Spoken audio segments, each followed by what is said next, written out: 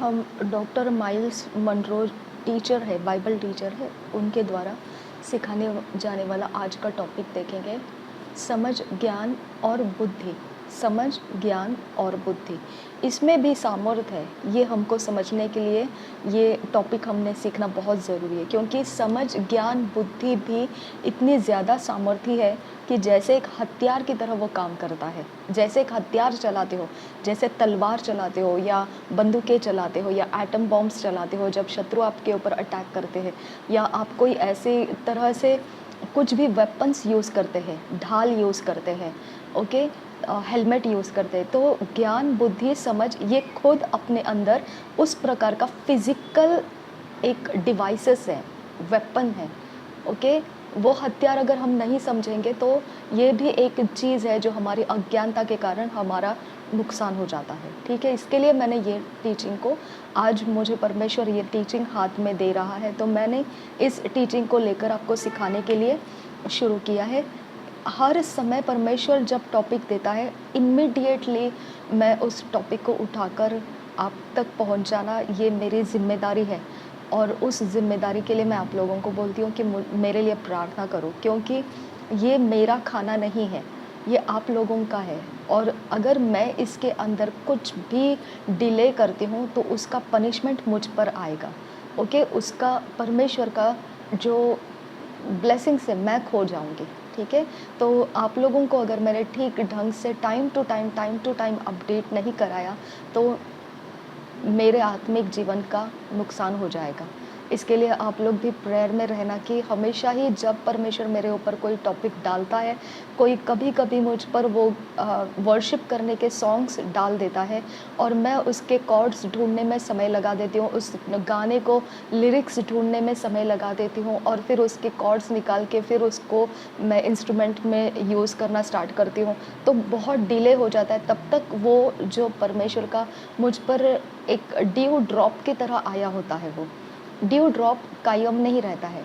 हमेशा परमेश्वर के इंस्पिरेशंस जो इंस्टेंट के लिए रहते हैं, कहीं पर तो उसका इस्तेमाल होना होता है। अगर एक इंसान के लिए भी है तो परमेश्वर मुझ पर वो जाहिर करता है, तुझे ये अपलोड करना है, ओके, या तुझे ये टेक्स्ट टाइप करना है। मैं नहीं जानती हूँ कहाँ पर किसको इसकी ज़रूरत है, लेकिन ये वर्ल्ड वाइड है ना, इंटरनेट वर्ल्ड वाइड है। इसके लिए हम नहीं जान सकते हैं कहाँ पर किसकी क्या ज़रूरत है, लेकिन ये ज़रिया है कि परमेश्वर उस तक पहुँचना चाहता है और मुझे उसने अगर ये तरह से ज़रिया बनाने के लिए लिया है हाथ में, तो मेरे अंदर का डिले स्पिरिट्स काम नहीं करना चाहिए, ओके। मेरे अंदर ऐसी ऐसी बात होती है कि मैं चेक करते रहती हूँ, क्या ये परमेश्वर की ओर से है या किसी मनुष्य की ओर से है, ओके। कभी-कभी मेरे गीत बहुत ही रसीले टाइप रहते हैं, तो हो सकता है कोई, जैसे नशा चढ़ गया इंसान को तो वो हमेशा बार-बार उसकी डिमांड करता रहता है। तो वैसा भी लोग डिमांड करते हैं स्पिरिट्स में, तब मुझे वो पवित्र आत्मा की ओर से नहीं है, तब पता चल जाता है ये पवित्र आत्मा की ओर से नहीं है, किसी मनुष्य का डिमांड है, तो मैं उसको टाल देती हूँ। जब पवित्र आत्मा की ओर से जब आता है, तब मैं उसे कैच कर लेती हूँ। तो इस प्रकार से परमेश्वर का आत्मा जब काम करना चाहता है, बस मैं उसे कैच करूँ, और मनुष्य की ओर से जो आता है, वो सिर्फ़ अपने एंटरटेन के लिए डिमांड्स रेज़ करता रहता है। वो चीज़ें स्पिरिट में मुझे मालूम पड़ती है, ओके। तो वो स्पिरिट्स के इंटेंशंस मैं अपने अंदर नहीं लेती हूँ, तब मैं उसे छोड़ देती हूँ, ओके। लेकिन जब पवित्र आत्मा मुझे उभारता है, तब मुझे क्लियरली मालूम पड़ता है कि ये परमेश्वर की ओर से है और यहाँ पे मुझे अपना काम स्थापित करना है, एस्टैब्लिश करना है। तब जाके मैं उसके कॉर्ड्स ढूँढने लगती हूँ, ओके। जब तब जाके मैं उसके लिरिक्स ढूँढने लगती हूँ, तब जाके मैं उसके ट्यून्स को देखने लगती हूँ, और मतलब मेरे अंदर का वो माहौल शुरू हो जाता है कि मैं उस गाने की दीवानी बन जाती हूँ, और उसके बारे में फिर मैं कंप्लीटली अपने आप को डेडिकेटेड होकर परमेश्वर के लिए वो आराधना करती हूँ। तो वो टाइम इतना ज़्यादा हो जाता है कि मेरे अंदर का वो समय के साथ जो परमेश्वर ने दिया हुआ रहता है, ख़त्म हो जाता है वो पैशन, ओके। और फिर बाद में मुझे सोचना पड़ता है, अब मैं क्यों अपलोड करूँ, समय तो ख़त्म हो गया, ओके। तो इस तरह से हो जाता है, हम लेट हो जाते हैं कभी कुछ बातों को अपलोड करने में। हमारी तरफ से लेट होने के बहुत सारे वजह हैं, ओके। और जेन्युइन वजह है, ऐसा नहीं कि जानबूझकर लेट किया जा रहा है, नहीं, जेन्युइन वजह वजह मेरे सामने आ जाती है। और बहुत बार मुझे परमेश्वर ने अगुवाई किया है कि तू प्रिंटर ले ले, ओके, ताकि जब तुझे ऐसे कोई आर्टिकल्स मैं बोल रहा हूँ और तेरे हाथ लग जाता है, तो उसे प्रिंट करके अपने पास तुरंत रख लेना और उसको एस्टैब्लिश करना, स्थापित करना। ओके, हमको स्थापित करने में डिले होता है ना, तब सोल्स हम जीत नहीं पाते हैं। हमको सोल्स की ज़रूरत के लिए रोटी बनाया है परमेश्वर ने। हमको सोल्स की ज़रूरत के भूख और प्यास को मिटाने के लिए परमेश्वर ने हमको वो ब्रेड ऑफ लाइफ बनाया है। परमेश्वर की रोटी है हम। ओके, परमेश्वर का रोटी हमारे अंदर है। जो भूख और प्यास में है, उनको हम अपने हम अपने ज़रिए से परमेश्वर खिलाते हैं उन लोगों को। ओके, परमेश्वर खिलाते हैं हम उन लोगों को जो जो ढूंढ रहे हैं। ओके, जो खोज रहे हैं, उनके लिए हम वो ज़रिया बन जाते हैं, जिसके अंदर से परमेश्वर उनके साथ इंटरेक्शन करता है, उनके साथ मुलाकात लेता है। तो आप समझ सकते हैं कितनी गहरी जिम्मेदारी है ये, है ना? कितनी गहरी जिम्मेदारी है। और मैंने अभी तक प्रिंटर खरीदा नहीं है। ये मेरी एक कमज़ोर अवस्था है कि मैं बार बार मार खा रही हूँ इसके लिए, कि जब मेरे पास वो परमेश्वर पैशन डाल देता है कि तुझे ये कंप्लीट करना है, तब प्रिंटर की इतनी सख्त ज़रूरत होती है, ताकि मेरे हाथ लगे हुए आर्टिकल्स, मेरे हाथ लगे हुए गीतों के कॉर्ड्स, लिरिक्स, वो मैं खो नहीं दूँ। तुरंत जल्दी से मैं उसको प्रिंट आउट करूँगी, तो मैं उसको स्थापित करने में टाइम नहीं लगेगा। ओके, तो मैं आपको ऐसे लगता होगा कि ये सब चीज़ें टाइम टू टाइम जब मैं आपको कुछ दिनों के बाद या कुछ समय के बाद लोड करती हूँ, ये सारी चीज़ें ये खुद परमेश्वर आपके साथ इंटरेक्शन कर रहा है, मैं नहीं कर रही हूँ।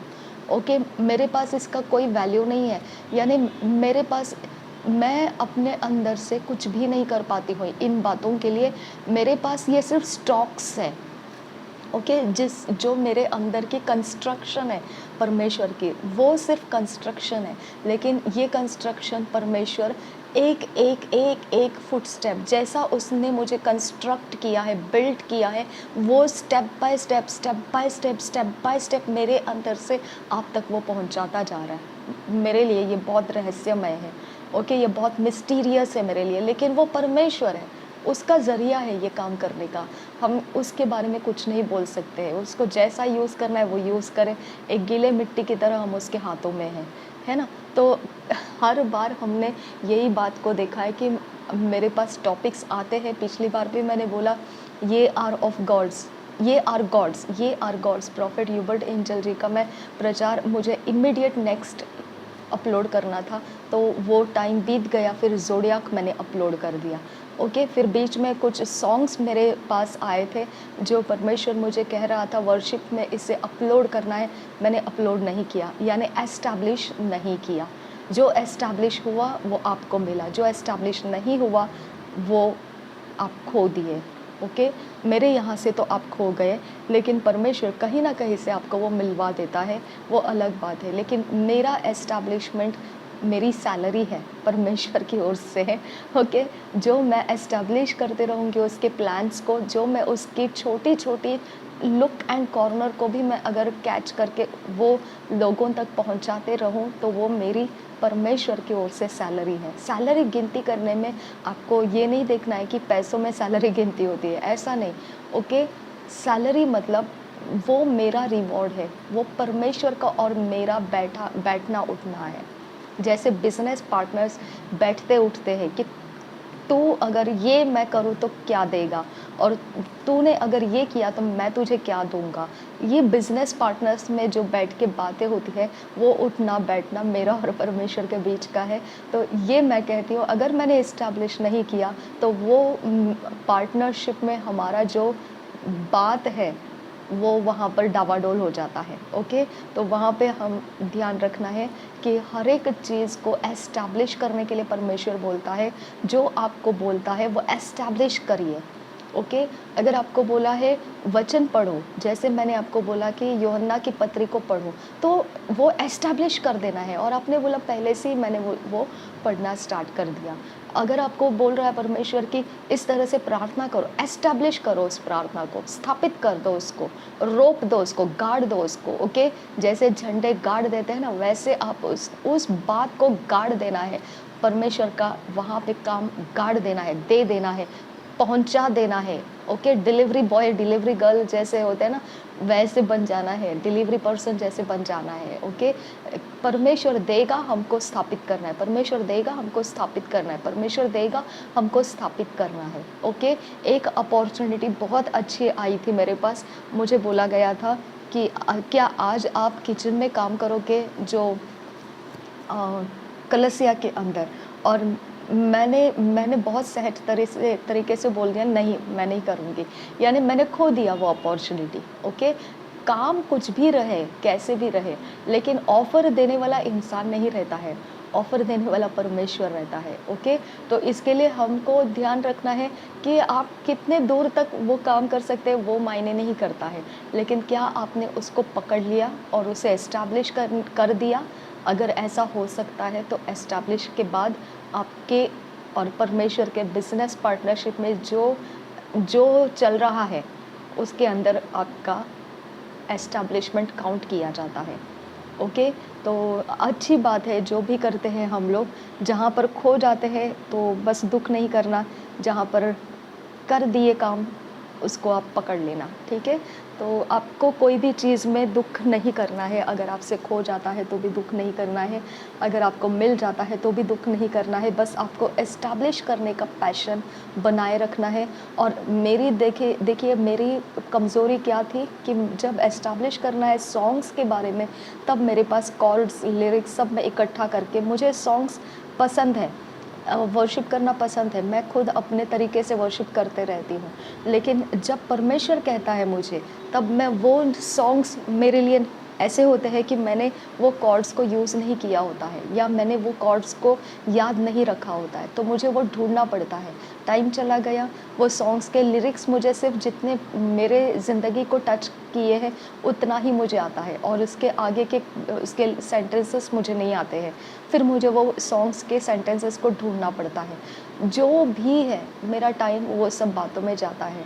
तो परमेश्वर ने आइडिया दिया मुझे, तू प्रिंटर ले ले, और जब मैंने प्रिंटर नहीं लिया है अभी तक, तो वहाँ आप समझ सकते हैं कि अभी भी वो डिसओबीडियंस है मेरे अंदर, अनाज्ञाकारिता है।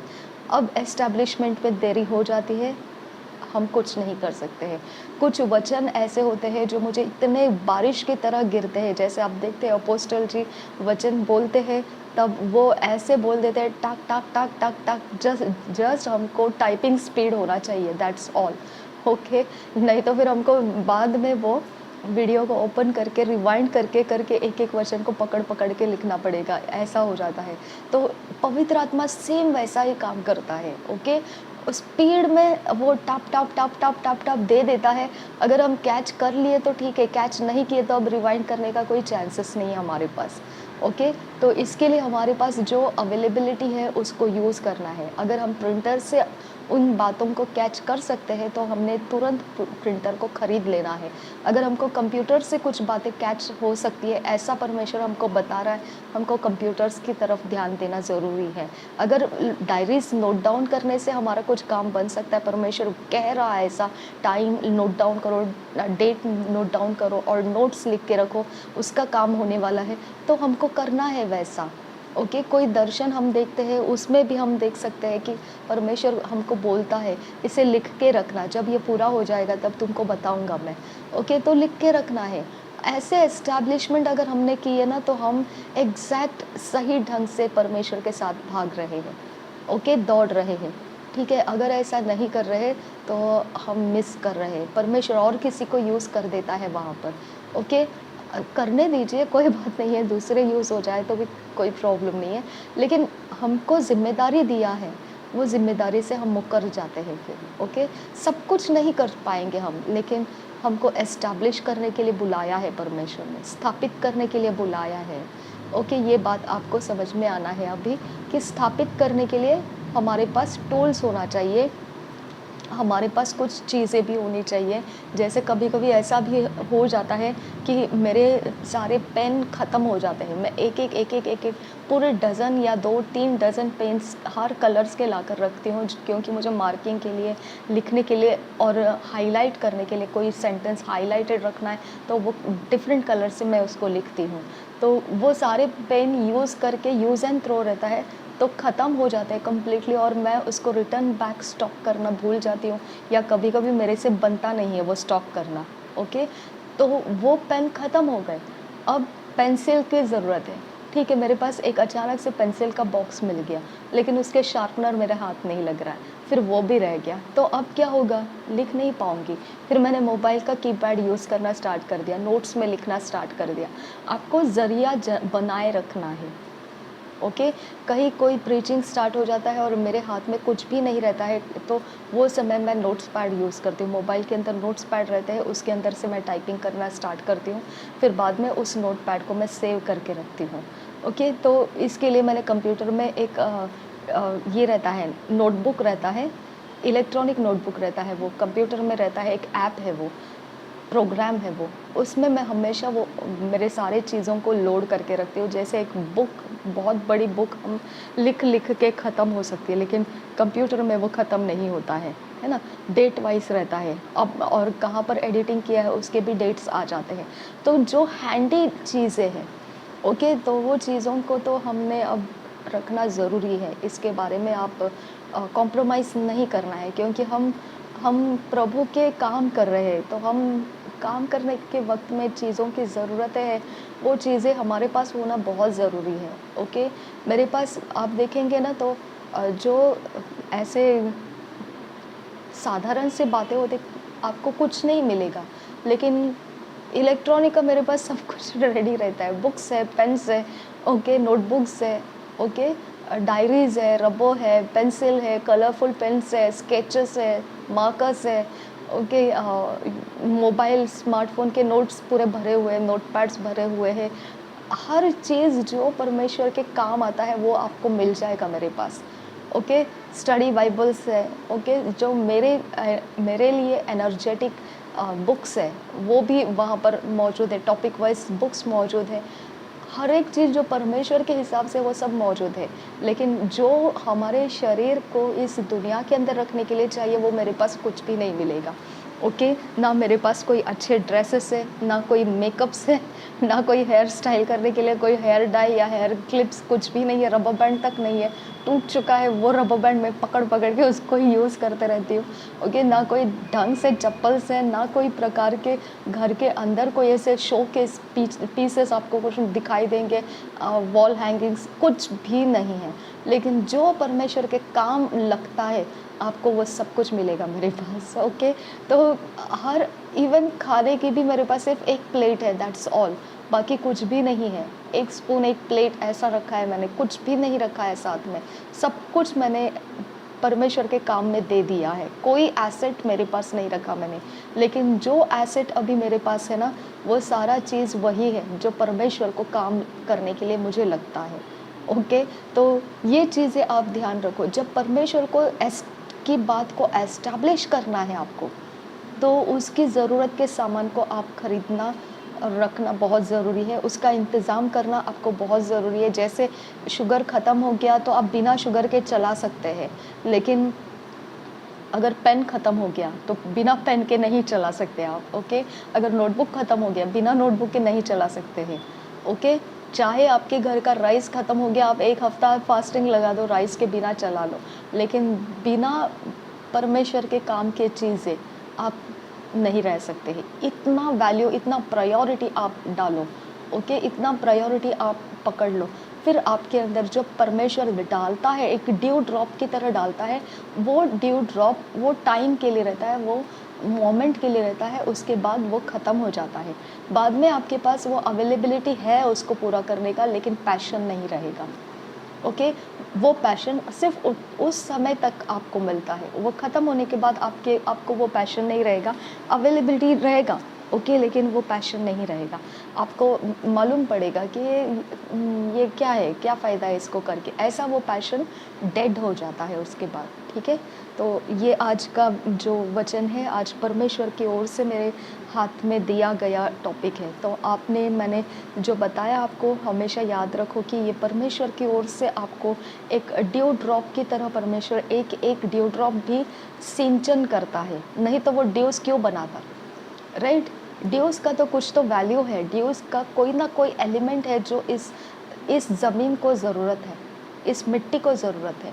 अगर मिट्टी से हमारे शरीर को बनाया तो ड्यूस की ज़रूरत भी है ना? तो उसके अंदर के बीज के लिए ज़रूरत है। तो हम अपने हृदय को मिट्टी समझो, और मिट्टी में बोया गया जो बीज है परमेश्वर का, उसके लिए ये सिंचन का काम करता है, ड्यू ड्रॉप्स। ओके, तो वो सिंचन कर रहा है, अपने काम कर रहा है, लेकिन अगर समय समय पर वो ड्यूस को पकड़ेंगे नहीं हम, तो वो ताजगी, वो पूरी ताकत और जो हमारी कल्टीवेशन होनी चाहिए, वो सारी चीज़ों के अंदर हम थोड़ा कमज़ोर पड़ जाएंगे। ओके, तो ध्यान रखना है आपको कि ये ड्यू ड्रॉप्स की तरह परमेश्वर आपके हृदय में रखे हुए वचनों को, ज्ञान बुद्धि समझ को, आपके अंदर रखे हुए टैलेंट्स को, स्किल्स को निखारता है, और उसके अंदर से वो ड्यू ड्रॉप्स की तरह काम करता है। ओके, तो ड्यू ड्रॉप्स एक बहुत बड़ा धमाका नहीं रहता है, एक बहुत ही सॉफ्ट और सौम्यता से काम करने वाला ड्यू ड्रॉप रहता है। एक बारिश को देखेंगे तो एक ज़बरदस्त रहता है वो, लेकिन ड्यू ड्रॉप देखेंगे तो बहुत सौम्यता के साथ, बहुत धीमे गति से और हल्के हल्के से उजियाले में वो काम करता है, यानी हल्के से सूरज की रोशनी रहती है, वहाँ तक ही वो रुकता है, उसके बाद वो ख़त्म हो जाता है। ओके, बहुत कड़े रोशनी में वो नहीं रहता है, उसके बाद की कड़ी रोशनी जब रहती है, कड़ा धूप जो रहता है, उसके बीच में वो नहीं रहता है। ओके, तो ये ड्यू ड्रॉप्स है परमेश्वर के काम करने का। तो वो तरीके से आपको सिंचन के लिए हृदय के अंदर रखा हुआ परमेश्वर का जो भी आपके अंदर रखा हुआ है, परमेश्वर ने रखा हुआ है, उसको सिंचित करने के लिए ये ड्यू ड्रॉप्स की तरह काम करता है। ठीक है, ये सारे टीचिंग्स, आराधना, वो ड्यू ड्रॉप्स की तरह आपको हेल्प करता है। ओके, तो ज़मीन को सूखी रहने नहीं देता है वो। ओके, ज़मीन को ड्राइनेस, विल्डरनेस आने नहीं देता है। ओके, ऊंट कटारे ऐसे वहाँ पर उगने नहीं देता है। ओके, उसकी मशागत करता है, कल्टीवेट करता है। इस तरह के ये वर्शिप के सॉन्ग्स या फिर टीचिंग्स या जो भी मैं आपसे बातें करती हूँ, ये ड्यू ड्रॉप्स की तरह आपकी ज़मीन की रखवाली करता है। ठीक है, तो आज का है माइल्स मनरो जी हमको सिखा रहे हैं आज। इसका टॉपिक में टाइटल है understanding the knowledge, wisdom and understanding, ज्ञान, समझ और बुद्धि। माइल्स मनरो की तरफ से हम सीख रहे हैं। माइल्स मनरो जी बता रहे हैं हमको कि ये जो आप ज्ञान, बुद्धि, समझ, इसके बारे में सीखने के लिए आए हो, तो आपको ये बात समझ लेना है कि आप बहुत साधारण मनुष्य नहीं हैं, आप गंभीर मनुष्य हैं जो परमेश्वर से कुछ सीखने के लिए आए हैं। आप कोई इस प्रकार के ललचाने के लिए आए नहीं है कि कुछ तो चलो बहुत ही एकदम भौचक्का कर देगा, ऐसा अचंभित कर देगा, जैसे चमत्कार हमको एकदम अचंभित कर देते, ऐसा कुछ तो होने वाला है यहाँ पर। ऐसे प्रकार के चीज़ों के लिए आप नहीं आए हैं, आप बहुत गंभीर बात को समझने के लिए यहाँ पर आए हैं। आप यहाँ पर बदलाव के लिए आए हैं, क्योंकि ज्ञान, बुद्धि, समझ आपको बदल देता है। ज्ञान, बुद्धि, समझ के द्वारा आप कुछ तो महसूस करने के लिए नहीं आए हैं, लेकिन यहाँ पे आप अनुभव लेने के लिए आए हैं कि इसके द्वारा आपके अनुभव बनने वाले हैं। वो भी प्रकाशनों के द्वारा आपके अनुभव बनने वाले हैं, आपको प्रकाशन मिलने वाले हैं, उसमें से आपके अनुभव बनने वाले हैं। और ये प्रकाशन सच्चाई के वचनों में से आप प्राप्त करने के लिए आए हैं। कहीं पर ऐसे ही जो बातें होती है जो सच नहीं होती है, लेकिन वहाँ के भाषण जैसे होते हैं, वैसा आप कुछ सुनने के लिए नहीं आए, लेकिन सच्चाई जो परमेश्वर का वचन है उसमें से प्रकाशन को लेने के लिए आप आए हैं। निश्चित है कि परमेश्वर आपको निराश नहीं करेगा। माइल्स मनरो जी कह रहे हैं कि ये सारी बातों को सुनने के लिए लोग बहुत दूर दूर से आते हैं, और वो धन्यवाद करने के योग्य होता है, क्योंकि परमेश्वर का ज्ञान, बुद्धि, समझ को इतना महत्व देने वाले लोग बहुत कम ऐसे इस संसार के अंदर हम देख पाते हैं। माइल्स मनरो जी कहते हैं कि ऐसा मैंने कभी पहले नहीं किया था, लेकिन इस समय मैं जो कर रहा हूँ वो पूरी तरह से अपने जीवन के अंदर की बातों को उंडेलता जा रहा हूँ। ऐसी बातें मैं आप लोगों के सामने आज कहने के लिए जा रहा हूँ, और वो भी परमेश्वर के राज्य के लिए है वो सारी बातें। और ये नहीं कि सब कुछ ही मैं जानता हूँ, ऐसा नहीं है, लेकिन जितना भी मिलेगा वो बहुत ही ज़्यादा मिलेगा आपको। यहाँ पर आपके साथ बातचीत हो सकती है और आपके साथ यहाँ पर बातों को समझा जा सकता है और आप इसके बारे में पूछताछ कर सकते हैं। ऐसा माइल्स मनरो जी कह रहे हैं, मैं नहीं कह रही हूँ। यहाँ पर एक साथ एकत्रित बैठकर अभ्यास होने के लिए है और कुछ सीखने के लिए भी ये समय है। अब आप आज का जो हम सीखने के लिए शुरुआत कर रहे हैं, सबसे पहला महत्वपूर्ण का शब्द जो है ज्ञान समझ बुद्धि में से, वो है समझ। आपने इस बात को सबसे पहले अपने नोटबुक में या कहीं पर भी जल्दी से इसे सबसे पहला एक हाईलाइट करके लिखना है कि समझ। समझ सबसे बड़ी और ऊंची बात है आज सीखने के लिए। सब जन कहिए इस शब्द को, समझ। समझ, ये बात को आप बोलिए, समझ। परमेश्वर के वार्तालाप जो होती है मनुष्य के साथ, उसमें ये तीनों शब्दों का बहुत ज़्यादा महत्व रखा गया है। ज्ञान, बुद्धि और समझ, ये तीन शब्द परमेश्वर के साथ के बातचीत में बहुत बड़े महत्व रखते हैं। जैसे कि आप जानते हैं कि बुद्धि के लिए सबसे ज़्यादा सुलेमान को जाना जाता है, जो बादशाह बना था। उसको परमेश्वर ने एक सवाल पूछा था, और माइल्स मनरो जी कहते हैं कि मैं चाहता हूँ कि सबसे ही परमेश्वर ऐसा एक सवाल करे जो सुलेमान के साथ किया था। उसने पूछा था, तुझे क्या चाहिए? परमेश्वर ने बोला था, तू कुछ भी मांग, जो भी तुझे चाहिए। माइल्स मनरो जी जो है वो बहामास के हैं, कैरिबियन में से है वो। तो वहाँ के चीज़ों के अनुसार जो मांगना होता है, या यूनाइटेड स्टेट्स के अनुसार जो मांगना होता है, वैसा कोई कुछ चीज़ें सुलेमान ने नहीं मांगी, क्योंकि वो वैसा नहीं था। सुलेमान ने जो मांगा वो तीन चीज़ें मांगी। एक है ज्ञान, दूसरी चीज़ उसने मांगी वो है समझ, और तीसरी चीज़ जो उसने मांगी वो है बुद्धि। आज विशेष जो हम सीखने वाले हैं वो समझ के बारे में सीखने वाले हैं। आपको ज्ञान भी मिलेगा इसमें से, जो महत्व का है। अब शुरुआत करने के लिए मैं तीन शब्दों को आपको बताता हूँ जो एक प्रक्रिया में इस्तेमाल किए जाते हैं। पहला शब्द जो प्रक्रिया में इस्तेमाल किया जाता है वो है ज्ञान। ज्ञान हमेशा सबसे पहला आता है प्रक्रिया में। ज्ञान का मतलब क्या बनता है? जानकारियाँ, सूचनाएं। जो आपको जानकारियाँ मिलती है उसको बोलते हैं ज्ञान। प्रक्रिया के अंदर जो दूसरा महत्व का शब्द आता है वो है समझ। जो समझ है, समझ का मतलब क्या है? समझ का मतलब है जो ज्ञान आपको प्राप्त होता है उसके बारे में वो कुछ बोध कराता है, उसके बारे में कुछ तो वाकिफ़ कराता है। ओके, उसके बारे में आपको कुछ ग्रहण करने के लिए आपको बता सकता है। इंग्लिश में उसको कहा जाता है कॉम्प्रिहेंशन। तो ये एक बात है। समझ क्या है? जो आपके पास ज्ञान है या आपके पास जो कुछ भी जानकारियाँ हैं, वो जानकारियाँ केवल काम नहीं करेगी, अब उसके बारे में आपको समझ होना ज़रूरी है। तो वो समझ ये करती है कि जानकारियाँ का कारण क्या है। ओके, वो आपको बोध कराती है। तो समझ जो है वो जानकारियों का बोध कराती है, समझ देती है। वो जानकारियों को ग्रहण करने का वो एक अकल बताती है, या फिर उससे वाकिफ़ कराती है कि ये जानकारियाँ होने की कारण क्या है, क्यों आपको ये जानकारियों का कैसा इस्तेमाल, आपको क्या ज़रूरी है कि आपको ये जानकारियाँ है तो आपने इसके साथ क्या करना है। ओके, इसके साथ क्या हो सकता है, इसको लेके आप क्या कर सकते हैं, ये जो है समझ काम करता है। तो ये दूसरी प्रक्रिया के अंदर का दूसरा जो महत्व का भाग है वो है समझ।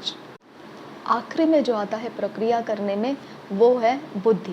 बुद्धि हमेशा आखिरी में रहती है, और बुद्धि का काम सिर्फ इतना ही रहता है आखिरी में, इसीलिए रहती है क्योंकि अब आपको ज्ञान तो मिल गया, वो ज्ञान किस प्रकार से आपका क्या काम करने वाला है उसकी समझ आपको बोध करा दी गई। ओके, अब इसको लेकर आपको काम में डालना है, आपको कार्य में डालना है, ये बुद्धि करता है। जब आपको ज्ञान और बुद्धि कार्य में उंडेलने का समय आता है तब आपको चाहिए बुद्धि। ज्ञान और समझ जब आपको कार्य में उंडेलना है, तब आपको चाहिए बुद्धि। अब हम ये प्रक्रिया कैसे होती है उसे देखेंगे। सबसे पहले आपको जानकारियाँ मिलती है, लेकिन जानकारियाँ आपके कोई भी लाभदायी नहीं बन सकती है जब तक कि आप उसे समझें। अब जब जानकारियों की समझ भी आपको मिल गई है, फिर आप तीसरे जो प्रक्रिया में होता है, वो आप बुद्धि की तरफ अपने आप को लेकर आ सकते हैं, जिसमें आप वो जानकारी को समझ के साथ प्रक्रिया के अंदर से कार्य करने के लिए इस्तेमाल कर सकते हैं। और सबसे पेचीदा जो वो प्रक्रिया का भाग है, वो है बुद्धि। बुद्धि जो है वो बहुत ही पेचीदा काम करने के लिए, यानी बहुत ही पेचीदा ऐसा भाग है। ज्ञान, बुद्धि, समझ के अंदर बड़ा पेचीदा ऐसा जो है, बड़ा गड़बड़ी में डालने वाला, मुश्किलों को खड़ा करने वाला, जो बहुत ही पेचीदा ऐसा जो प्रक्रिया के अंदर का भाग है, वो है बुद्धि। बुद्धि अति श्रेष्ठ मानी जाती है, उच्चतम उसका स्तर माना जाता है, महान माना जाता है। बुद्धि बहुत महत्वपूर्ण ऐसा माना जाता है। ऐसा क्यों महत्व माना जाता है? इतना उच्चतम दर्जा बुद्धि को क्यों दिया जाता है? क्योंकि आप ज्ञान रहते हुए, उसकी समझ रहते हुए भी लाभदायी नहीं बन सकते हैं। क्योंकि अगर ज्ञान है, आपको ज्ञान है, समझ है, ज्ञान रहते और समझ रहते भी आप लाभदायी नहीं बन सकते हैं। क्योंकि ज्ञान है, समझ है, लेकिन आप उसको रखे हैं सिर्फ काम करने के लिए, इस्तेमाल में नहीं ला रहे हैं। तो काम करने के लिए इस्तेमाल में नहीं ला सकते हैं, तो वो आपके अंदर से किसी को भी फ़ायदे का नहीं रहने वाला है। उसका आपको जब तक इस्तेमाल नहीं करते हैं, जैसे मैंने आपको बोला, स्थापित करना है आपको। जो परमेश्वर देता है उसे स्थापित करना है, यानी उसे मैनिफेस्ट करना है, उसको आपके ज़रिए से बाहर उगलवा कर लाना है। ओके, जब तक वो आप अपने क्रियाओं में से नहीं लाओगे, तब तक वो काम नहीं है, और फिर वो आपको मालूम रहने के बाद भी कोई लाभ का नहीं है। तो बुद्धि इसीलिए लाभदायी रहती है, इसीलिए महत्वपूर्ण उच्चतम दर्जा उसको दिया गया है। क्योंकि बुद्धि अगर इस्तेमाल करोगे, तब भी जाके आपका ज्ञान और समझ जो है वो आप लाभदायी बनाकर, उसको उगलवा कर अपने ज़रिए से आप लाभदायी होने के लिए बाहर ला सकते हैं, मैनिफेस्ट कर सकते हैं, और उसका फ़ायदा या उसके काम, उसके द्वारा आपको कुछ ना कुछ तो अच्छा हो सकता है। ठीक है, तो बुद्धि नहीं है तो आपके ज्ञान और समझ का आधार लेकर आपको कोई फ़ायदा नहीं रहता है। इसीलिए बुद्धि को उच्चतम स्थान दिया गया है। प्रक्रिया में सबसे आखिरी आता है बुद्धि।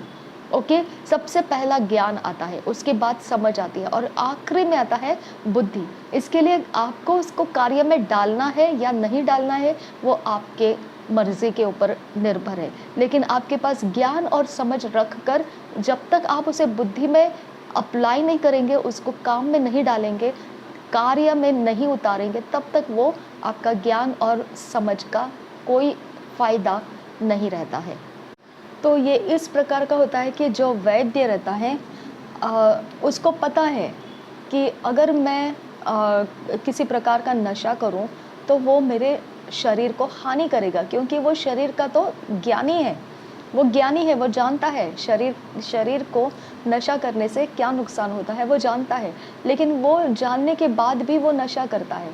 तो इसका मतलब क्या बनता है? उसके पास ज्ञान है, समझ है, लेकिन वो दोनों का इस्तेमाल करके बुद्धि में वो कार्य में नहीं डाल रहा है।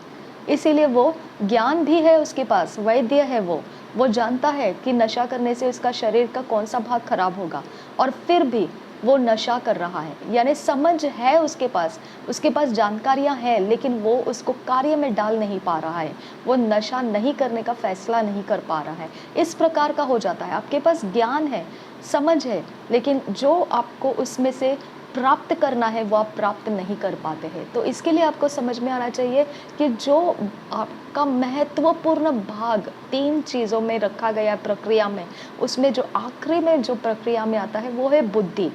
ठीक है, लेकिन इससे भी बहुत गहरा जो महत्वपूर्ण ऐसा ध्येय जीवन का होना चाहिए आपके पास, वो है समझ को प्राप्त करना। आपको बुद्धि का महत्व तो मालूम पड़ गया, ज्ञान है, समझ है, लेकिन जब तक आप उसको काम में नहीं डालेंगे, कार्य में नहीं उतारेंगे, तब तक आपका वो व्यर्थ हो जाता है। लेकिन फिर भी बुद्धि को इतना उच्चतम स्थान दिया गया, इतना पेचीदा माना गया, फिर भी सबसे महत्वपूर्ण आपके जीवन का उद्देश्य समझ को प्राप्त करने में लगाना है। बुद्धि को नहीं, समझ को प्राप्त करने में लगाना है।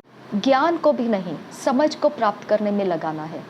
बहुत सारे लोग हैं जो कार को ड्राइव तो कर सकते हैं, लेकिन पता नहीं है उनको, बहुत सारे लोगों को मालूम ही नहीं है कि कार चलती कैसे है, काम कैसे करती है। उनको सिर्फ इतनी ही मालूमात रहती है कि एक चाबी होती है, उसको अगर घुमा दिया जाए तो अग्नि जल उठती है और वहाँ से वो शुरू हो जाती है।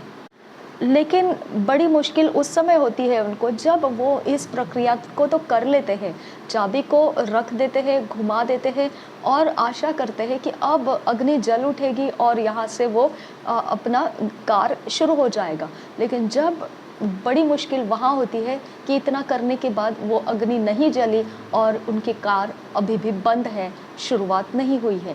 बड़े प्रकार के समस्या उनके सामने खड़ी हो जाती है उस समय।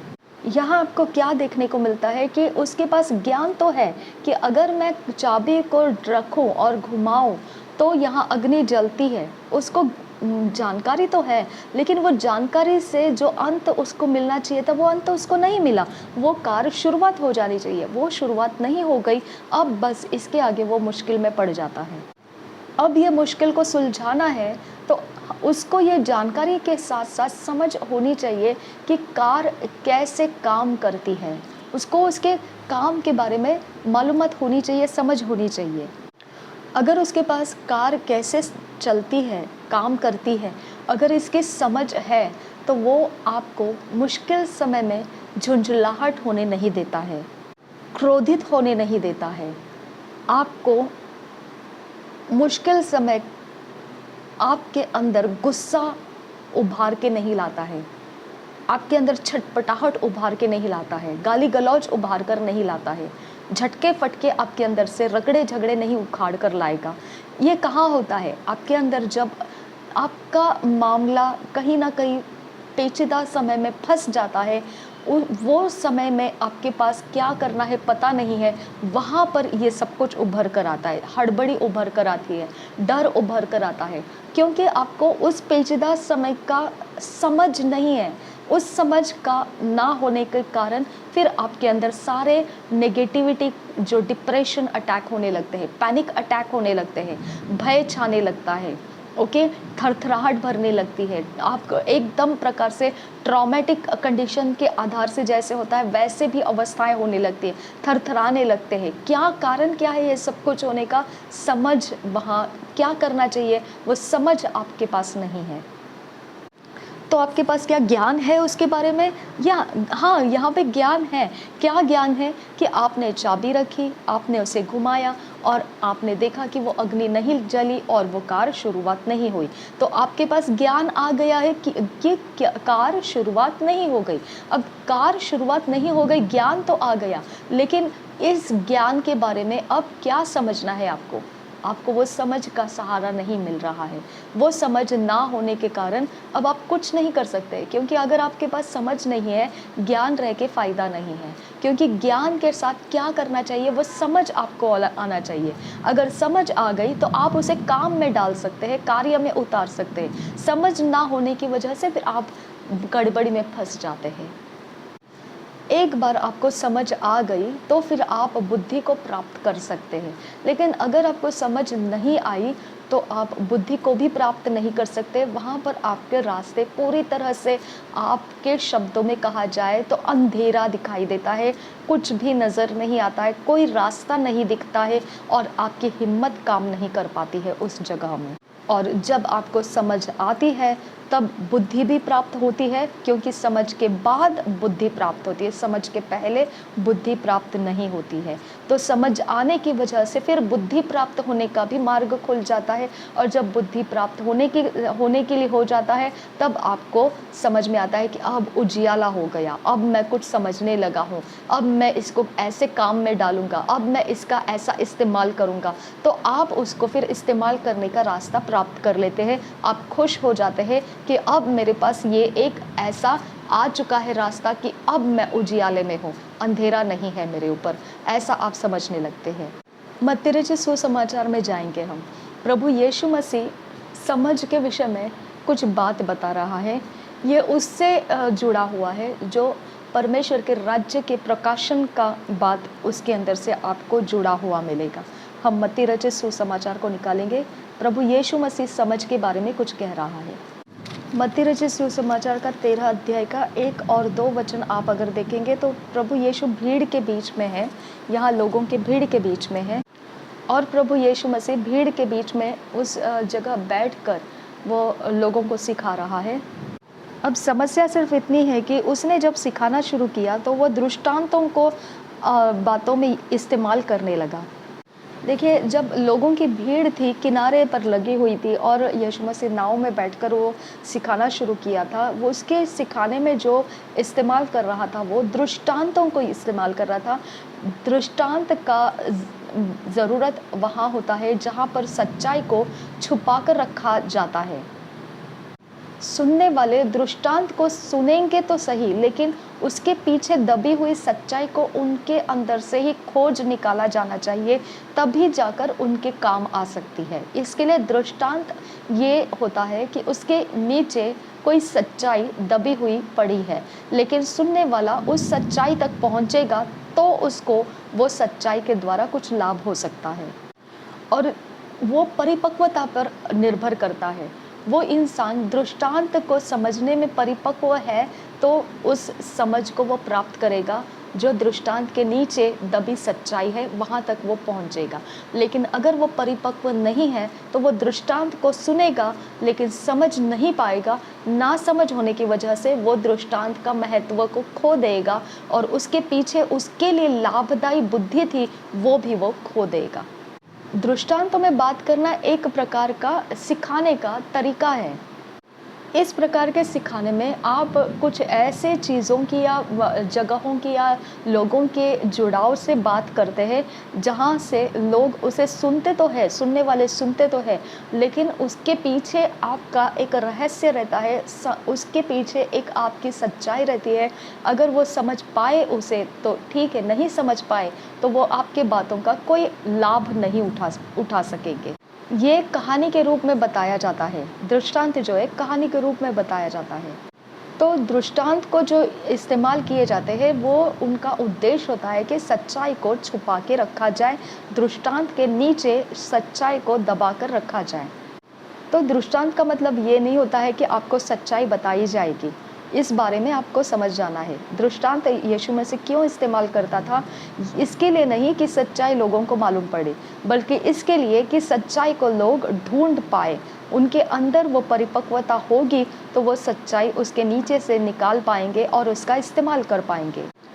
अब यीशु मसीह जो दृष्टांत को छुपा के रखता था और दृष्टांत के नीचे सच्चाई को छुपा के रखने के बाद लोगों को सिर्फ दृष्टांत ही देता था, तो उसके बारे में कहा जाएगा तो वो एक सिद्धांत में जीवन जी रहा था, और उस सिद्धांत के अंदर जो फाउंडेशन था, जो बेस था, उस सिद्धांत का जो फाउंडेशन था वो वायदों के ऊपर लगाया हुआ था। जो सिद्धांत वो जी रहा था वो वायदों के ऊपर निर्भर था। वायदा ये रहता था उसके दृष्टांतों के सिद्धांत का जीवन जो वो जी रहा था।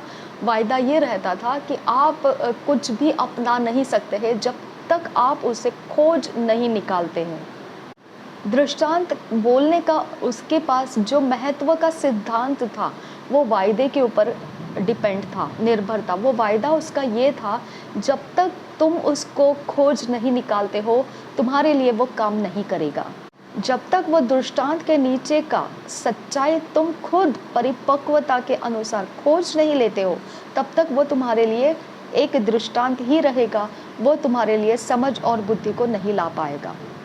इसके लिए सिखाने वाला कितना भी ज्ञान रख कर वो सिखाए, लेकिन वो ज्ञान आप तक कोई काम की चीज़ नहीं बन सकता है जब तक उस ज्ञान के तहत आपका दूसरा प्रक्रिया जो होता है वो समझ आप प्राप्त करें कि इस ज्ञान को लेकर आपने करना क्या है, ये आपको कौन से भाग में इस्तेमाल करने के लिए दिया गया है। जब तक आपको ये नहीं मालूम पड़ता है, आपको बुद्धि भी नहीं मालूम पड़ेगी कि ये बुद्धि क्या है, कि इसको किस प्रकार से आपने इस्तेमाल करने के लिए डालना है और इसके अंत में आपको क्या मिलने वाला है, ये भी आपको नहीं मालूम पड़ेगा। इसके लिए वो आपका कोई लाभदायी नहीं बनता है, आपके काम का कोई वो आप उसका इस्तेमाल नहीं कर पाएंगे। दृष्टांतों को लेकर बोलना ये एक प्रकार का भाषा है जो इस्तेमाल की जाती है सिखाने वालों के द्वारा। देखिए, सिखाने वाला अपने विद्यार्थियों को सिखाता है, तो यहाँ पर जो इस्तेमाल किया है वो विद्यार्थी शब्द नहीं है, यहाँ पर जो इस्तेमाल किया है वो चेलों को सिखा रहा था। ठीक है, तो चेले और विद्यार्थी में बहुत फ़र्क पड़ता है, ये 10 वचन में हम देख रहे हैं।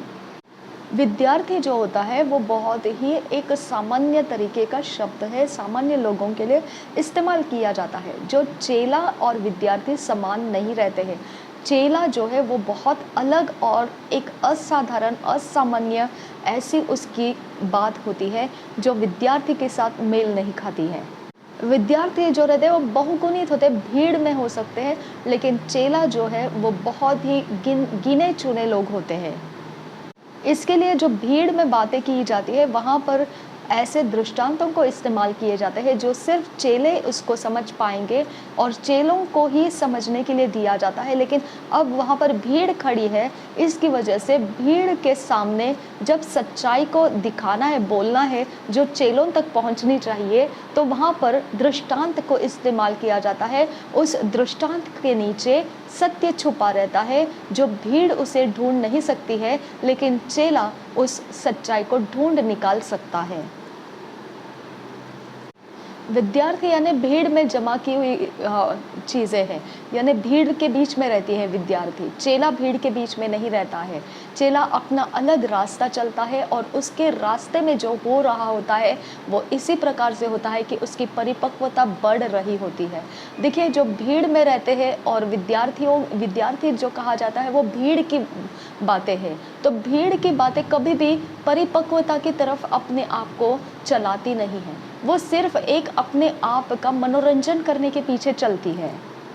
आपने अपना समय अलग करके इस जो आज की टीचिंग है, माइल्स मनरो जी कहते हैं, इसको सुनने के लिए दूर दूर देशों में से यहाँ तक आपने अपने आप को समय निकाल कर लाया है, तो आप इस भीड़ से अलग हो जाते हैं। जो विद्यार्थी कहा जाता है उन भीड़ में से आप अलग कर दिए जाते हैं, क्योंकि आप यहाँ पर कुछ खास समझकर आए हुए हैं। जो परिपक्व है उसको ही यह टॉपिक, यह विषय ललचा सकता है और उसको लालच में डाल सकता है कि ये कुछ ऐसा है जिसके अंदर से मुझे कुछ तो प्रकाशन मिलेगा और वो प्रकाशन मैं परमेश्वर के राज्य के इस काम में इस्तेमाल करूँगा। ये मार्ग आप वो परिपक्व होने के कारण आप उसको समझ पाए और इस विषय को लेकर आपने समय निकालकर ये बातों को सुनने के लिए लाया। तो आप विद्यार्थियों में गिनती नहीं होते हैं, आप चेलों में गिनती होते हैं।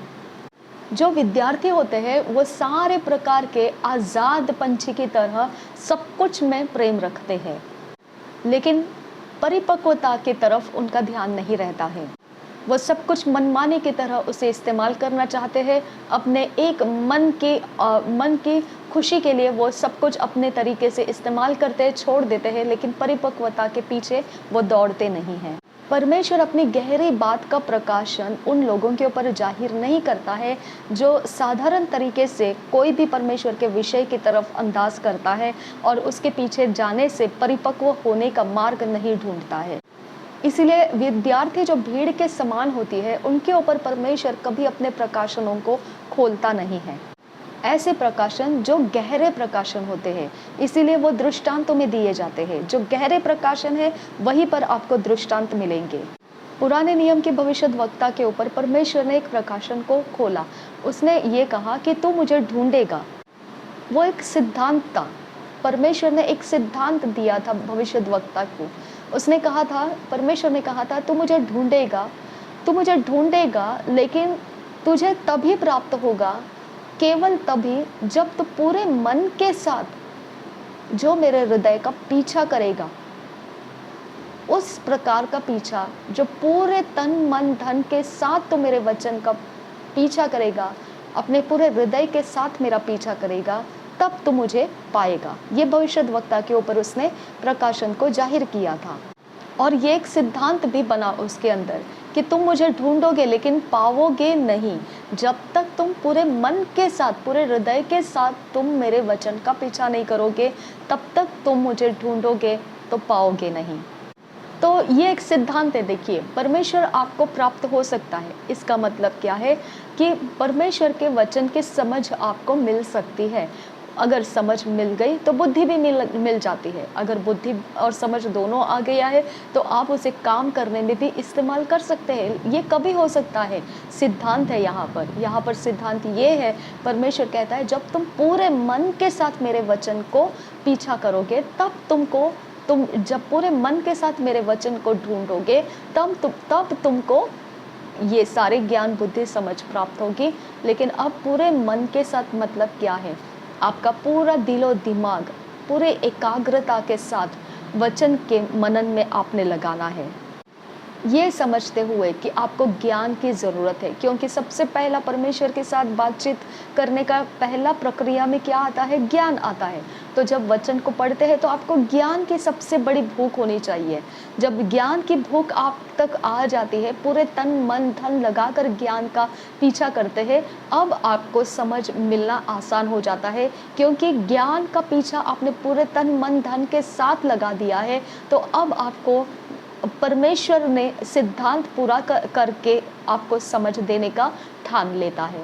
जब आपको समझ पहुंच जाती है, परिपक्वता आप में है, अब आप उसे बुद्धि में इस्तेमाल करना शुरू कर सकते हैं। इस प्रकार के आपकी मसीह ज्ञान बुद्धि समझ वचन की शुरुआत से होती है।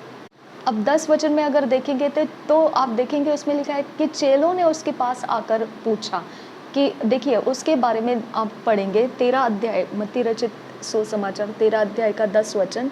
चेलों ने पास आकर उससे कहा, तू लोगों से दृष्टांतों में क्यों बातें करता है? देखिए यहाँ पर इंग्लिश में अगर पढ़ेंगे तो उसमें लिखा है मास्टर। ओके, जो चेले हैं उन्होंने आकर जो यीशु मसीह को संबोध करके बोला वो है मास्टर, स्वामी। ओके, तो इस प्रकार से यीशु मसीह को बोला। और अगर और दूसरे भाषांतर इंग्लिश में देखेंगे उसमें लिखा है रब्बी। ओके, तो रब्बोनी यानी सिखाने वाला। इस प्रकार का संबोधन चेलों ने यीशु मसीह को किया है, यानी स्वामी, सिखाने वाला। ठीक है, तो इसका मतलब क्या है? वो बहुत ही जो कुशलता से सिखा सकता है, काफ़ी कुशलता है उसके अंदर, सिखाने में बहुत कुशलता है उसके अंदर। जो ज्ञान का समंदर है, वो पूरा ज्ञान का समंदर की जानकारी भले तरीके से वो अपने अंदर समेट कर रखा हुआ, उसी को सिखाने वाला कहा जाता है। ज्ञान के समंदर को अपने अंदर समेट कर रखा हुआ ऐसा बहुत ही कुशल इंसान जिसे कहा गया है रब्बोनी या स्वामी, सिखाने वाला। अब इन चेलों ने आकर सवाल क्या किया? देखो यीशु मसीह को उन्होंने कहा कि गुरु, तो ये भीड़ जो है इनके बीच में दृष्टांतों के द्वारा क्यों बात करता है? हम पढ़ेंगे उस वचन को, 13 अध्याय का 10 वचन। चेलों ने पास आकर उससे कहा, तू लोगों से दृष्टांतों में क्यों बातें करता है? इसका मतलब है चेलों को ये बहुत बड़ा सवाल पड़ गया कि भीड़ के बीच में ही तो सच्चाई को छुपा क्यों देता है? दृष्टांत को बताकर तो सच्चाई को दबा देता है, ऐसा तो क्यों करता है भीड़ के सामने? देखिए यहाँ पर आपको जवाब मिलता है कि प्रभु यीशु मसीह क्यों ऐसा दृष्टांत के नीचे सच्चाई को दबा देता है भीड़ के सामने। क्योंकि वो सिर्फ चेलों के लिए दिया गया है। देखिए, जो चेला बनता है, चेला ऐसा ही एक विद्यार्थी के समान नहीं रहता है, जो मनमानी के लिए या मनमौजी होने के लिए बस अपने मनोरंजन के लिए कुछ सीख रहा, ऐसा नहीं रहता है। चेला यानी पूरी तरह से जी जान लगा के उसने अपने आप को मार डाला होता है, उस ज्ञान को प्राप्त करने के लिए त्याग किए होते हैं, उसके पीछे ऐसा जी जान छिड़क के चला गया होता है कि उसने पूरी तरह से सूद बुद्ध खो दी होती है, और वो बस उसको प्राप्त करने के पीछे बस लगा रहता है, उसके पीछे से वो हटता ही नहीं है।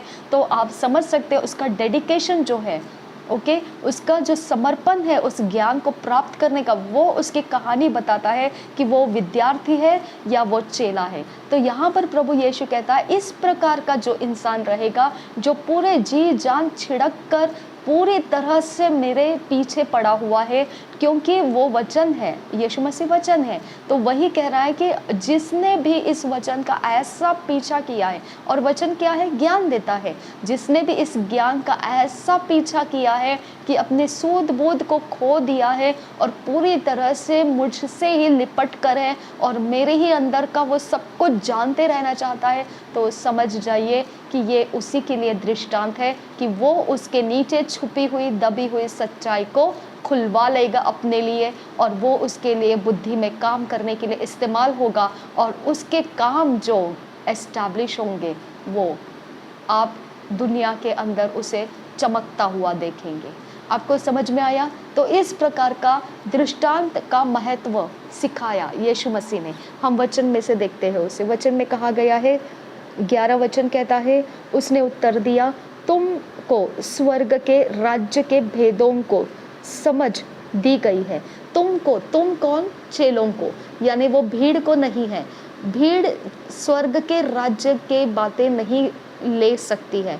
विद्यार्थी लोग जो रहते हैं वो लोग सिर्फ मनोरंजन के लिए रहते हैं।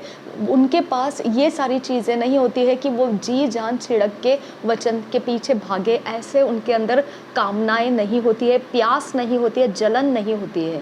ठीक है, तो वो सिर्फ एक समय तक उसका पीछा करते हैं, बाद में उनको उसका कोई फ़ायदा नहीं रहता है, वो छोड़ देते हैं वचन को। ठीक है, तो लेकिन जो चेला रहता है वो ज़िंदगी ख़त्म होने तक भी वो नहीं छोड़ेगा।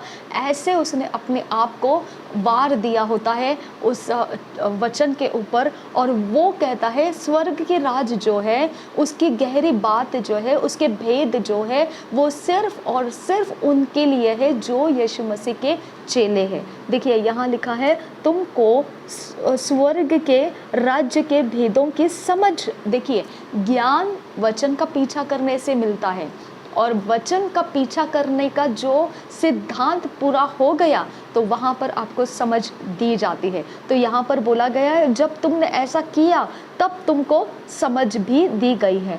अब आगे देखिए, पर उनको नहीं, यानी भीड़ के अंदर जो लोग हैं उनके लिए वो प्राप्त नहीं होने वाला है। ओके, तो आपको यहाँ ध्यान देना है कि ज्ञान वचन है, वचन का जी जान तोड़कर हमको पीछा करना पड़ता है, और अगर हमने ऐसा किया तभी जाके वो सिद्धांत पूरा हो जाता है कि तुमने पूरे मन से मेरे वचन का पीछा किया, मुझे ढूंढा तुमने। अब क्या होगा? तुमको वो वचन समझ में आने लगेगा, यानी समझ प्राप्त हो गया। अगर समझ प्राप्त हो गया तो अब तीसरा जो प्रक्रिया में होना है, बुद्धि होना, वो भी आपको मिल जाता है। इस प्रकार से वो किसको दिया गया है? सिर्फ चेलों को दिया गया है, साधारण इंसानों को नहीं दिया गया है।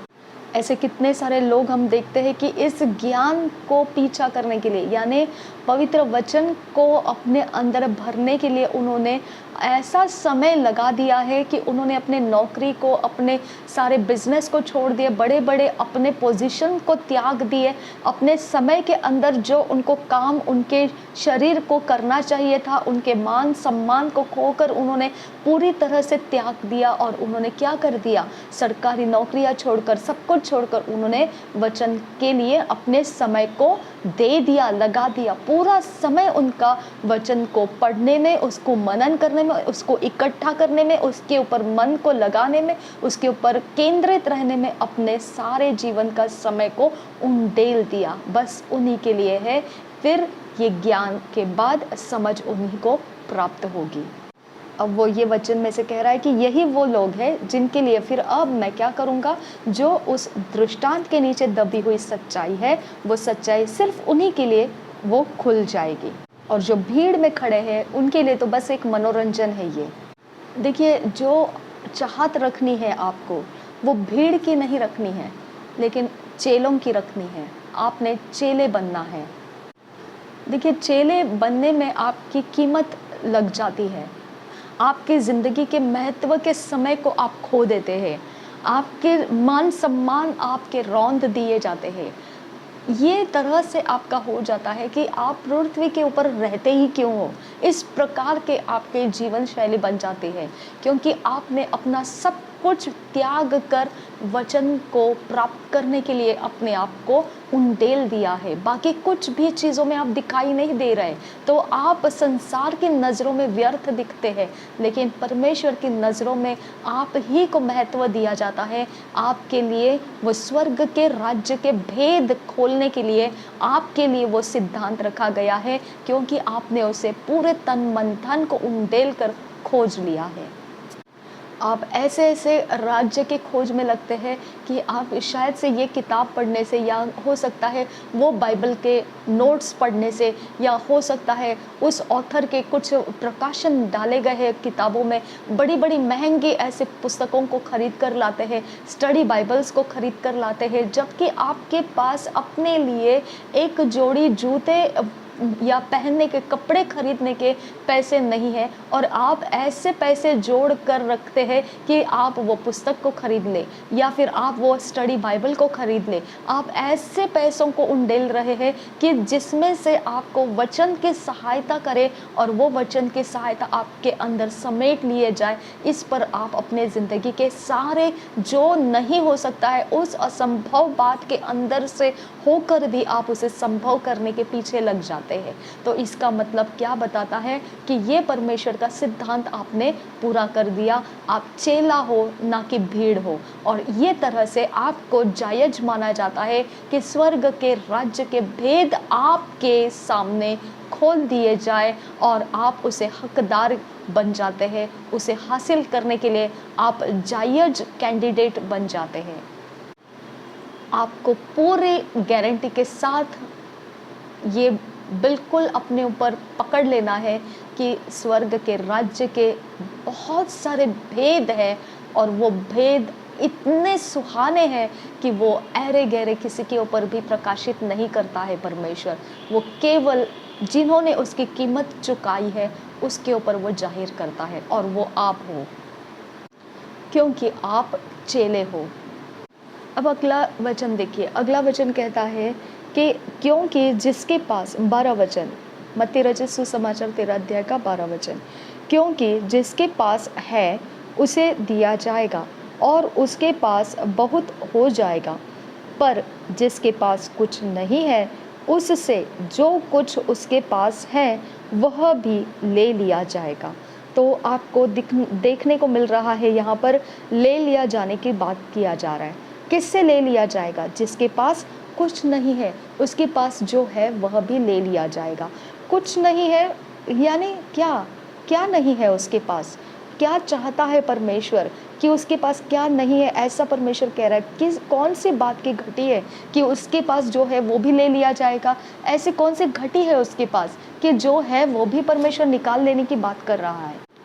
यानी कि उसके पास जो धुन नहीं है, परमेश्वर के ज्ञान का पीछा करने का धुन नहीं है, तो वो धुन ना होने के कारण अब उसको जो प्राप्त होना चाहिए था वो तो होगा ही नहीं, लेकिन जो पहले से प्राप्त होकर रहा है वो भी ज्ञान उसके अंदर से हटा लिया जाएगा। जो लोग अपने मनोरंजन के लिए वचन का इस्तेमाल करते हैं, टाइम पास के लिए इस्तेमाल करते हैं, या फिर सिर्फ दिखावे के लिए इस्तेमाल करते हैं, या फिर कुछ तो बहुत ही एक समय के लिए उनको कुछ तो चाहिए होता है, बस उतने समय के लिए इस्तेमाल करते हैं, उसके खोज में लग जाते हैं, बाद में उसको उसका कोई ज़रूरत नहीं है, वो अपनी अपनी दुनियादारी में फंस जाते हैं और उसी को वो ज़िंदगी मानते हैं। वो ऐसा समझते हैं कि बस इतना काफ़ी है, इससे ज़्यादा हमको और कुछ समय देने की ज़रूरत नहीं है। तो परमेश्वर कहता है ठीक है, तो आप जितना कर रहे हैं वो भी बंद कर दिया जाएगा, और जितना आपको अभी तक उतना करने की वजह से मिला है उसको भी छीन लिया जाएगा। ये बात परमेश्वर कह रहा है। देखिए, परमेश्वर पूरे धुन के साथ तन मन धन उंडेल कर पीछा करने के लिए कह रहा है। ये नहीं कि आप तन को संभाल के रखो और मन को उंडेल दो, और मन को संभाल के रखो और धन को उंडेल दो, या धन को संभाल के रखो और कुछ दूसरा ही करके दे दो। परमेश्वर कॉम्प्रोमाइज के साथ नहीं कह रहा है, वो कह रहा है पूरे मन के साथ, ओके, तन मन धन के साथ, पूरी अवस्था आपकी, जितनी हैसियत है आपकी, सब कुछ जब आप उसके ऊपर उंडेल देते, वार देते हैं और वचन का पीछा करने लगते हैं, आप वहाँ पर जीत जाते हैं। आप परमेश्वर को अपने लिए खुलवा देते हैं और उसके स्वर्ग के भेद आप तक पहुँचते हैं। जिसके पास स्वर्ग का भेद आ जाता है वो चमकने वाला, रोशनी से भरा हुआ, और उसके काम भी बहुत ही इतने उजियाले से भरे रहते हैं कि कोई उस उजियाले के नीचे छुप के नहीं बैठ सकता है। वो उजियाला इतना महाभयंकर हो जाता है कि उस उजियाले के रोशनी में सारे पाप खुल जाते हैं, अधर्म खुल जाते हैं, उस रोशनी का कोई सामना नहीं कर पाता है, अंधेरा उसके ऊपर चढ़ नहीं पाता है, और कोई भी चीज़ उसके लिए असंभव कहने के लिए नहीं रहती है। तो इस प्रकार का वो ज्ञान कहाँ से शुरू हो गया? उसके डेडिकेशन से, उसके समर्पण से। उसने अपना सब कुछ को वार दिया और ये उसने प्राप्त कर लिया। तो आपने 12 वचन को समझा भी कि जिसके पास ये परमेश्वर के वचन का जो पीछा करने के लिए उसने कुछ नहीं आगे पीछे देखा, बस वो उसके ऊपर अपने आप को पूरी तरह से सौंप दिया और उसकी ज़िंदगी ही वचन का पीछा करने में बीतते जा रही है, तो आप समझ जाइए कि उसी के बारे में कहा गया है। और जिसके लिए वचन का पीछा करना एक कॉम्प्रोमाइज़ लाइफ में, समझौता के तौर में सिर्फ वो वचन की तरफ देखता है, और दुनियादारी भी है और वचन भी है, दुनियादारी भी है और वचन भी है, उसके लिए ये भेद नहीं जाहिर होगा। उसके पास जो है वो भी निकाल लिया जाएगा, यानी वो ना ठंडा है और ना गर्म है। इसके लिए उसके गुनगुने अवस्था में जितना उसके पास है वो भी उससे निकाल लिया जाएगा। आपको याद करना है कि ये जवाब आया कहाँ? जब चेलों ने यीशु मसीह को पूछा, और यीशु मसीह को उन्होंने कैसे पूछा? रब्बोनी जानते हुए पूछा, गुरु जानते हुए, स्वामी जिसके पास सारा ज्ञान का पूरा समंदर बैठा हुआ है, उसके महत्व जानते हुए उन्होंने पूछा कि तू सब कुछ जानता है, तो अब तो ये भी बात हमको बता दे कि तू दृष्टांतों से भीड़ के सामने क्यों बातें करता है। तो जवाब में यीशु मसीह ये बातें उनके सामने खुलवा रहा है। भीड़ में तू दृष्टांतों में बातें करता है और हमारे लिए तो सीधाई से सीधी बातें बताता है, ऐसा तो फ़र्क क्यों रखता है? तो उसके जवाब में प्रभु यीशु ने ये वचन आपको समझाया। 11 और 12 वचन वो बताता है क्यों ऐसा वो कर रहा है। क्योंकि चेलों की जो चाहत है यीशु मसीह को महत्व देने की, उसके शब्द को महत्व देने की, वो चाहत अलग है, भीड़ से अलग है। इसके लिए भीड़ के लिए दृष्टांत है, चेलों के लिए समझ आने वाली बातें बोली जाती है। और चेलों ने उसकी खातिर अपने जो मछुआरे के बिजनेस थे उसको छोड़ दिए थे, उन्होंने अपने नावों को छोड़ दिया था, उन्होंने अपने घर बार को छोड़ दिए थे, अपने सारी धन दौलत को, उन्होंने अपने ज़मीन जायदाद को छोड़कर वो चेले बन गए थे, यीशु मसीह के शब्द को मान रहे थे। तो चेलों का जो स्तर है वो उन भीड़ के स्तर से बहुत ऊंचा है। वो भीड़ में जो लोग हैं वो उतना नहीं कर पाए, यीशु मसीह को महत्व नहीं दे पाए। चेलों ने पूरे महत्व देकर, तो उनका हक बनता है कि यीशु मसीह से वो इस गंभीर बातों के सारे भेद को अपने लिए इकट्ठा करते रहे। तो हम सबको समझ में आना चाहिए कि ज्ञान कैसे प्राप्त होता है। ज्ञान हर एक इंसान को नहीं देता है परमेश्वर। आपको पूरी दुनिया का ज्ञान हो सकता है, आप दुनिया में बड़े ज्ञानी माने जा सकते हैं, लेकिन परमेश्वर का ज्ञान आपको सिर्फ और सिर्फ तभी मिलता है जब आप पूरे हृदय के साथ उसके वचन को ज्ञान मानते हुए पीछा करेंगे।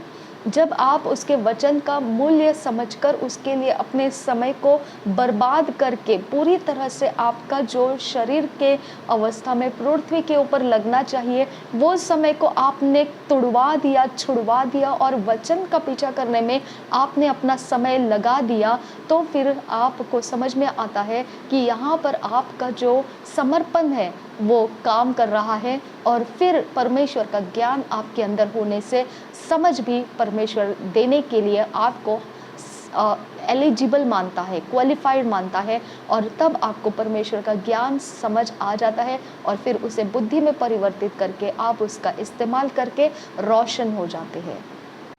अब आपको ये बात समझ में आना चाहिए कि जो समर्पण आप वचन को दे रहे हैं प्राप्त करने में, वो फैसला आप ऐसे कर रहे हैं कि आपका सिखाने वाला जो है वो उसी विषय के गंभीर रहस्यों को आप तक लाने के लिए तैयार किया जाता है।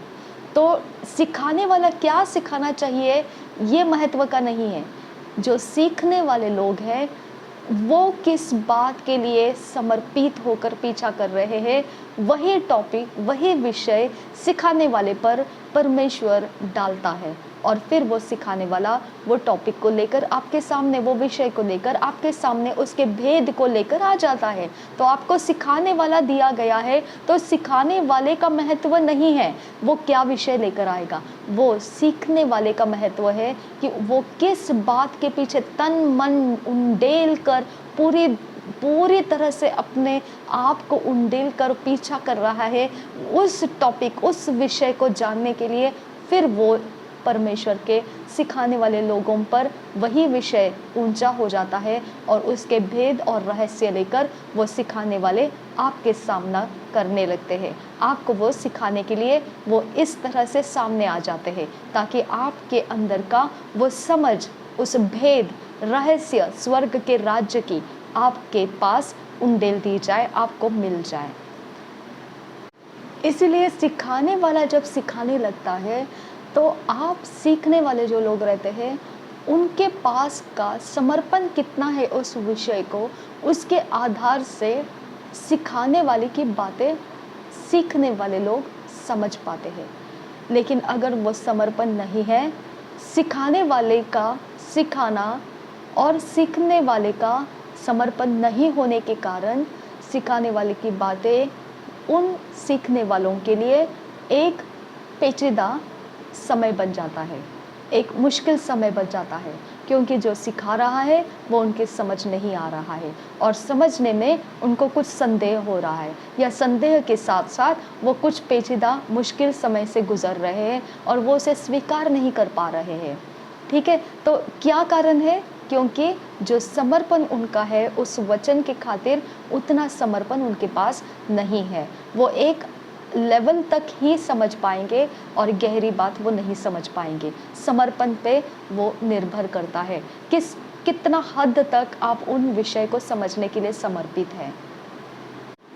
इसलिए समझने के लिए परमेश्वर का वचन कहता है कि जिन लोगों को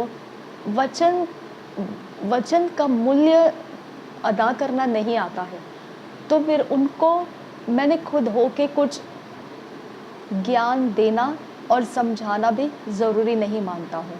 तो इस प्रकार से लोग अज्ञानी रह जाते हैं, फिर लोगों को उसकी परवाह नहीं है और परमेश्वर भी उनको अज्ञान रहने में सौंप देता है और वो कहता है जितना तुमने अभी तक जाना है वो भी तुमसे मैं निकाल लूँगा और तुम अंधेरे में हो जाओगे। इसका मतलब अज्ञानता फिर उनके नाश का कारण बन जाती है। तो आपको समझ में आना चाहिए कि परमेश्वर का वचन क्यों है, पवित्र बाइबल क्यों है, क्योंकि हमको पूरे जी जान लगाकर उसको समय देना पड़ता है। देखिए, मैं आपको यही बात को मैं अपनी तरफ से बोल रही हूँ अभी, कि ये बात को समझ में आना चाहिए कि ये एक ऐसा लाइफ है, या तो आप दुनियादारी में जियो या फिर आप परमेश्वर के वचन को समझने में जियो। दोनों इकट्ठे नहीं चल पाएंगे। ठीक है, बस इतना ही मेरे ओर से मैं आपको बता रही हूँ। लेकिन अब माइल्स मनरो जी बता रहे, वो यही बता रहे कि जो भूख और प्यास से वचन को मूल्यवान समझते हुए उसके लिए समय को व्यतीत करता रहता है, उसका पीछा करता रहता है, उसके पीछे तड़प तड़प कर जाते रहता है। ऐसा ही कह रहे हैं माइल्स मनरो, मैं अपने शब्दों से नहीं कह रही हूँ, वो खुद उनके प्रचार में इस तरह से बोल रहे हैं। और यही इंसान को फिर परमेश्वर जायज मानता है और उसको भेद समझाता है। तो परमेश्वर के पास बहुत बड़े बड़े भेद है, और वो भेद जब इंसान को मिल जाता है तो वो भेद उसके ज़िंदगी की रोशनी बन जाती है। तो आज आपको यहाँ पर ये समय लगाकर ये प्रचार को सुनने के लिए आपने उपस्थित किया है। आपका जो बहुमूल्य समय था, दुनिया के अंदर आपको कुछ और चीज़ें हो सकती थी, लेकिन उसको त्याग कर आपने समय दिया है।